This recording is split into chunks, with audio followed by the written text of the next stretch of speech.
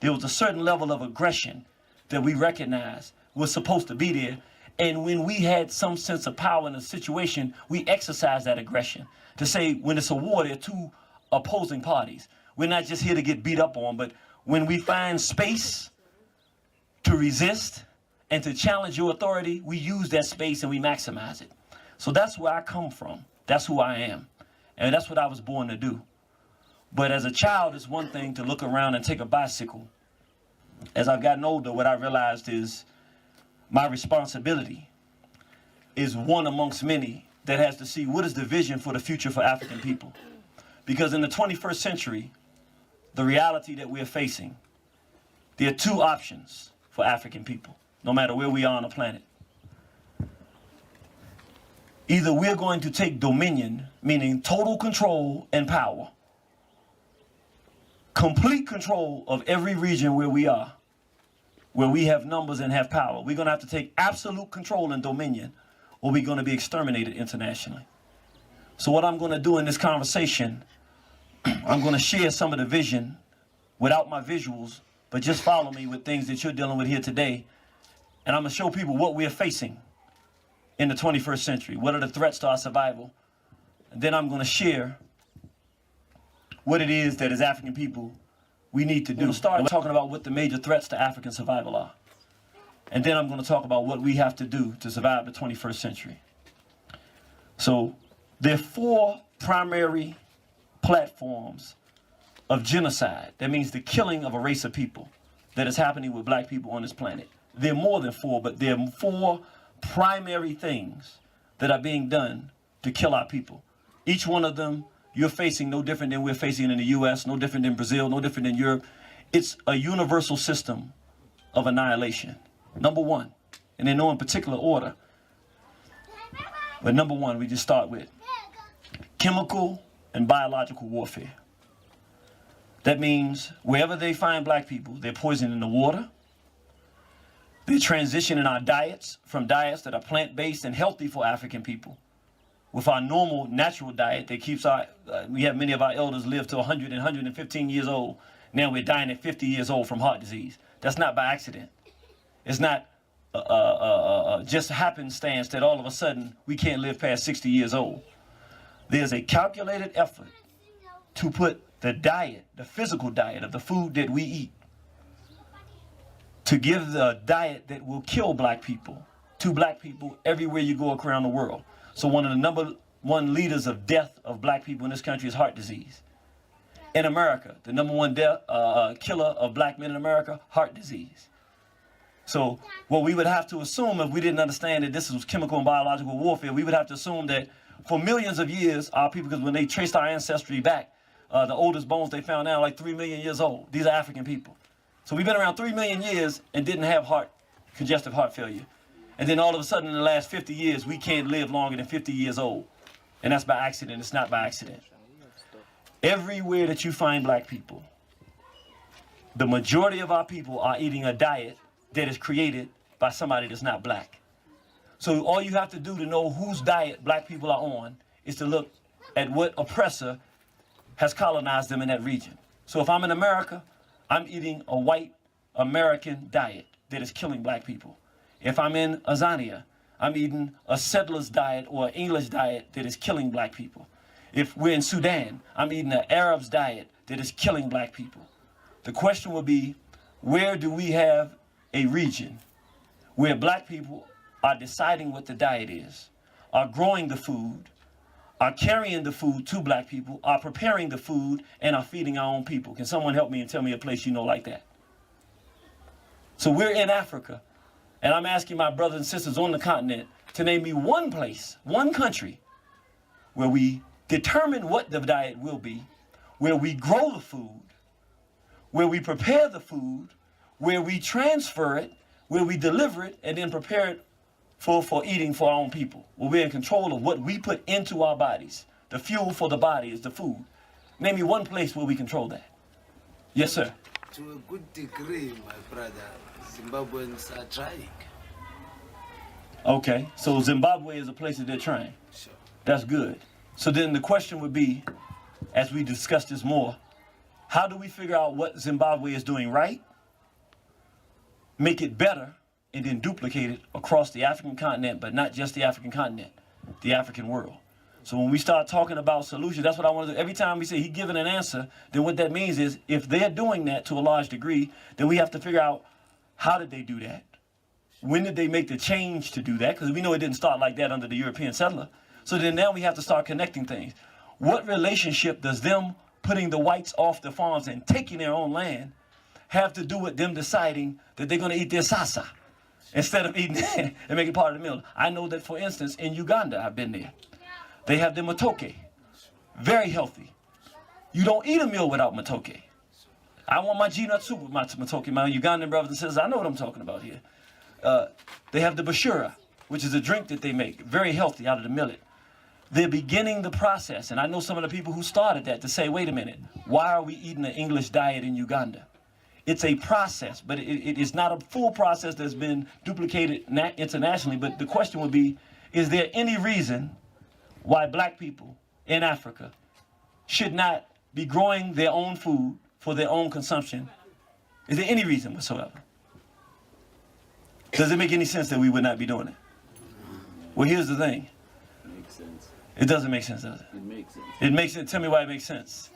The first historical act of the state is production. It's its own production. That's Karl Marx.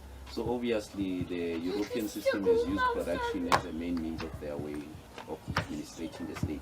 Like example, everything that we produce is out of the raw material, but the production is from Europe or China or any place. Like now, e.g., the most well-producing gold-producing place is China. Now, because they reap from Africa the raw place and material and have their own production, to claim it as their own, what we call intellectual property. So what our brother's saying now is, and again, we started with the number one thing, but we see these things all tie in. I'm glad you said what you said. So now we have to talk about, we talked about the process we just said. You grow the food, but then you have to prepare it and produce it, and then you have to transport it. So what he's saying is that the Asians, the Euros, the small hats, which you call the white so-called Jews, the Zionists, and various other groups of non-Africans have intentionally, with malice aforethought, understanding that if you cannot control production, that you can't produce for yourself, and they've created an economic enslavement, which means even if you grow the food, they create a taste for a finished packaged product, then they pretty much force you for cheap wages, for a cheap amount, to send them the raw material. You pay them to package it and then import that which you grew on your own, which means there are a number of things that we have to consider. What makes their packaged products better than the packaging of the products that we do when they're organic and raw and natural? The only thing that makes it better is that we've decided it's better. If control of production is more important, of the whole process is more important to us than a European finished package, then we have to consider teaching that to our children and changing what we want. Changing that which we desire so that we now desire what it is easier for us to produce, and then we figure out how to produce it in a way that by the finished product, it is a better product. At the end of the day, the bottom line is important to understand at this point. From the medicines we take, I'm driving around, when the brother's driving me around Johannesburg, and I'm looking at the sign, abortion pills. I'm looking at the signs on the thing, abortion pills. I'm walking, brothers walking around like zombies. Here's what, and I was just talking to the elder, as he was actually teaching me a lot of things. We were sharing. I was telling him what I've noticed. I've been somewhat around the world, and what I'm seeing is a good and a bad. There's a complete genocide that's going on of African people. That's the bad part. The good part is the exact same formula everywhere, which means all we got to do is figure it out once how to fix it, and we got them. In Washington, D.C., in New York City, in all of the major cities in the U.S. right now, they have something they call K2 or K12. It's a drug. It's a synthetic marijuana that young brothers are smoking, and it's driving them crazy. 13 and 15 years old, they go through psychotic breaks, and they can't even function. When I'm driving through the street and the cab driver is showing me these brothers like this, he's saying they're doing something that's mixed with an AIDS drug and something else. I said, it's the same exact. He said they become zombies. I said, that's what we call them, zombies. Right now in the U.S., I'm telling you, as we're speaking, where I live, blocks away, there are young children, 13 and 15 years old, walking around. The young brother, you can't even talk to him. He's a zombie. The exact same formula for destruction, chemical and biological warfare that he's dealing with. Right here in Johannesburg, as I'm riding through the street, I see him going through the exact same thing. Which means if it's the same targeted attack, and we all Africans, then the same solution will, the same solution to the problem will work here that it works there. The beginning of the solution is this: we're talking.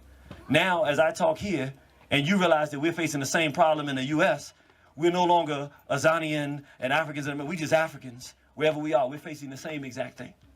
So, chemical and biological warfare, major issue with African people, because it's easier for them to kill us, and this is a point I want to make because I think it's important. What Europeans and Arabs and every other race on this planet have realized, man to man, woman to woman, there's no one that can fight us. There's no force on this planet that can defend itself against the righteous tyranny of African rebellion, African dominion. When we decide we're going to take over, you have to face me man to man, you're going to lose. That's who we are. So what they simply decided is we'll never face them that way. We will simply make them fight one another. And so we'll get more into that discussion as we go forward. And when we're fighting them, we're not going to fight them man to man because we cannot win. The same way the hyena does. He cannot beat the lion to hyena. It's not possible. So he doesn't fight him that way. He waits till the male lion is gone. And when the female lions are left, that's when he brings 20 against 2. Then he wins. He fights the way that he can win. Chemical and biological warfare, number 1. Number 2. There's a book called The Destruction of Black Civilization. I brought a copy for my brothers, and I have another copy I want to leave with you. I would say it's the most important book for African people internationally because it's 6,500 years of history of where we were and our accomplishments, but also, most importantly, what are the mistakes that we have made. Does anyone here know in that book, he makes it very clear, the key element in the destruction of black civilization is one thing. I mean, there are many different things we made, but there's a key element that has destroyed us. Does anyone know? Integration. Say it again. Integration. Integration. It's very simple as this. Every powerful dynastic empire of African people throughout the history of the world that I'm aware of, and I've studied some, every single one of them that was powerful was black ruled. There's not been one powerful, integrated black dynasty or empire that has ever survived. The minute we start letting Indians and Asiatics, whites, Arabs, or anybody else in, the minute they come in, the power instantly begins to go out because we are no longer dealing with things the way it works for us. We are no longer looking at the world from the center as Africans moving in our own direction. There's something about us, and it's a very big problem. The African tendency is to fall more in love with those who do not look like us than with those who do look like us. We are more prone to pick up a brick or a knife or a gun and shoot a black person, blood of our own blood, flesh of our own flesh, from a perceived different group than we are to shoot a boar. We'll wrap a tire around our own traitors,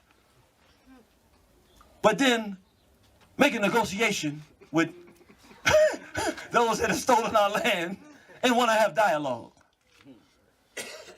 It is a humongous problem. Now let me show you how they're waging this war of integration against our people today. You've seen it. I know you've seen it because I saw it coming over here.